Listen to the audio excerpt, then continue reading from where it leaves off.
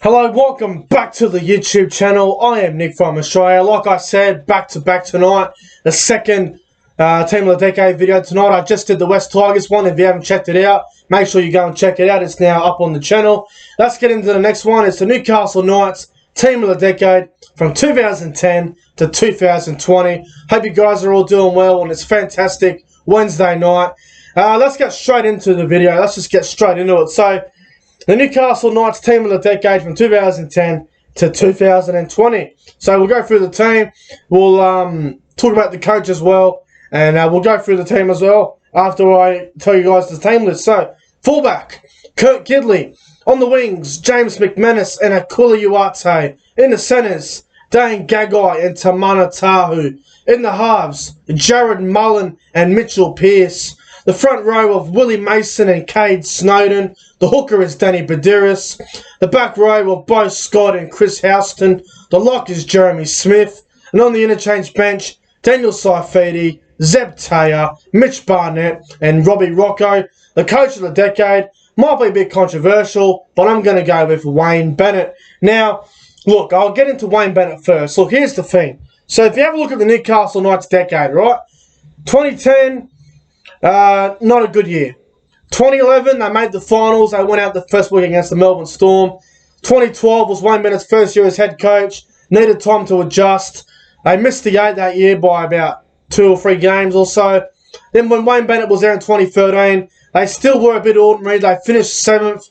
They made it all the way to the preliminary final. First week of the finals, they played Canterbury. They beat them at ANZ Stadium, 22 points to 12. Then they went down to Melbourne the second week against the current reigning premiers in Melbourne. They went down to Melbourne. They beat them 18-16 in a massive upset. And then they played the Roosters in the preliminary final at the Sydney Football Stadium. They got blown off the park in that one. But then from there, it was just abysmal. 2014 was a bad year. And then 15, 16, 17, where they won the wooden spoon. 2018 was an improvement. 2019 was a failure of a season, and then 2020, they made the finals for the first time since 2013 under the new coach of Adam O'Brien. But you got to say, out of that whole 10-year period for the Knights, Wayne Bennett was the only good coach they really had. So, as much as Wayne Bennett did ruin Newcastle with the salary cap and all that when he left, he was the only good coach that the Knights actually had the last decade or so.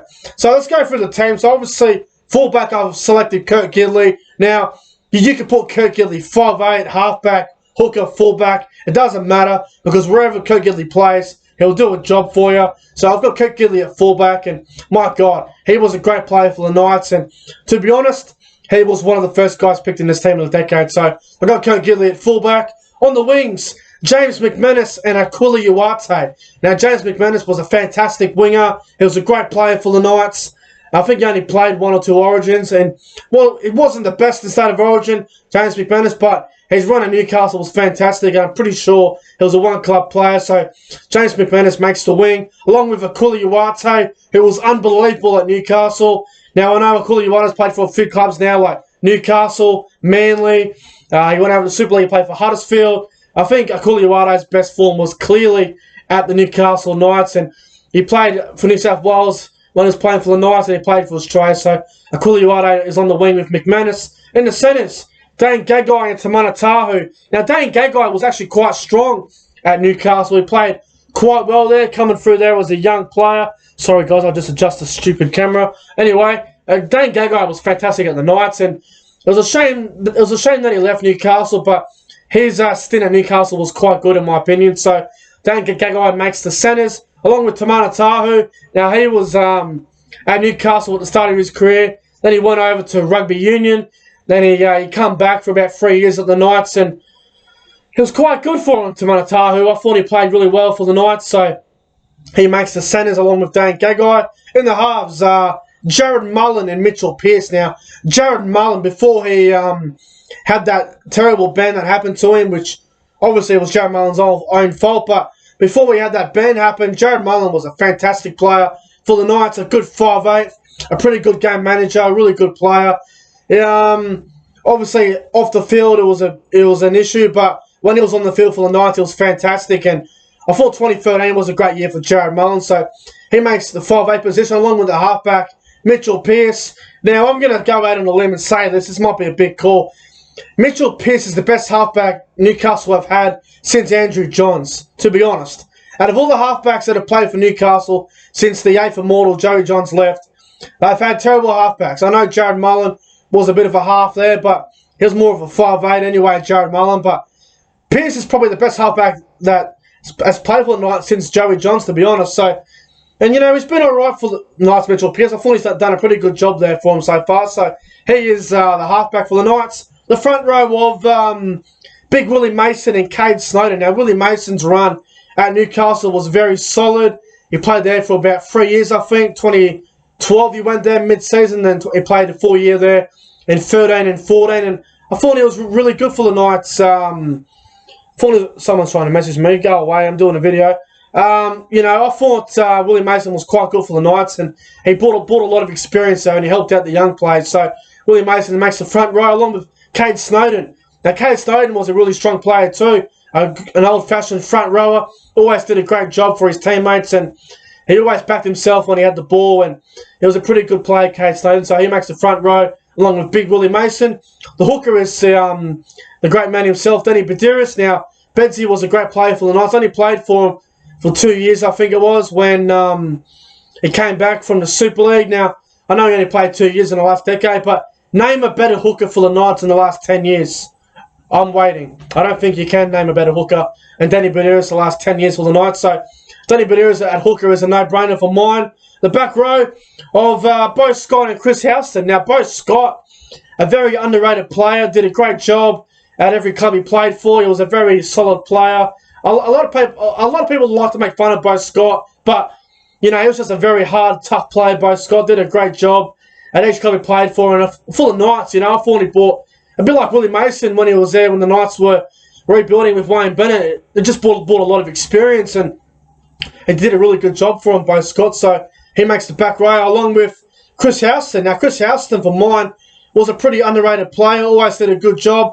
Wasn't rated as highly as the other back rowers at the time, but he was a very good player in my opinion. Always did a good job, Chris Houston, and I thought he was exceptional for the Knights. So he makes the back row along with Bo Scott. The lock is Jeremy Smith, and now Jeremy Smith, another player, probably a little bit overlooked compared to other players in the game at the time, like, you know. But Jeremy Smith, man, a very good player for the Newcastle Knights, and you know, I thought he was a very consistent forward, Jeremy Smith, so he makes the lock position. Now on to the bench. Daniel Saifiti is the first forward I come up with. Now Daniel Saifiti still plays for the Knights at the moment, probably in his best prime right now, Daniel Saifiti, but he's been there for about, 4 or 5 years now, Daniel Saifiti, and he's always been a really good player, Saifiti, so he makes the bench, along with Zeb Taylor. Now, Zeb Taylor doesn't play in the NRL at the moment. He's playing over in the Super League. Zeb Taylor, man, at the Knights, he was playing on that left side back row. He was always worrying the defensive line. Every time we get the ball, the defensive line would bend in a different direction. They'd all be a bit nervous. Zeb Taylor, a gun back rower and a very good player for the Knights when he was there. Along with Mitch Barnett, who plays for the Knights at the moment. Could even be the new captain of the Newcastle Knights. Who knows what's going to happen there? But Mitch Barnett's been at the Knights for a long time. He was there when they were winning all those wooden spoons, and I can imagine how miserable it would have been for him. So Mitch Barnett, for mine, a very hard, tough player, very underrated, a very good player, and I think he deserves to be here. So I've got him on the bench. And the last player is Robbie Rocco. Now, Robbie Rocco in his time was a pretty solid forward, more of a back rower, could play a bit of lock here and there. He could play front row if you absolutely had to play him there, but he was definitely a better back row in my opinion. Robbie Rocco, very solid, very good, always a very reliable player, and he always did well. Whoever he was playing with, whether he's playing with Jared Mullen or he's playing with Tyrone Roberts when he was out the Knights, or whoever it was, Kirk Gidley, he was always willing to play with different players and always combine well. So Robbie Rocco makes the bench as well. But anyway, guys, that's my Newcastle Knights team of the decade from 2010 to 2020. Let me know your Newcastle Knights team of the decade in the comment section below. I look forward to hearing your Knights team of the decade. But anyway, guys, that's going to wrap up the second video for tonight. I hope you guys enjoyed it. If you did, make sure you guys go ahead and like, comment, and subscribe to the channel. Also, if you're not following me on Instagram, make sure you do. It's just called Nick from Australia. I'll leave a link in the description below. And also, if you want to donate to the channel, feel free to do so. There will be a link in the description below as well for that. Anyway, guys, thanks for watching this video. I really do appreciate it. And I'll see you guys in the next one. Alright, guys, have a great Wednesday night. And I'll see you guys tomorrow night.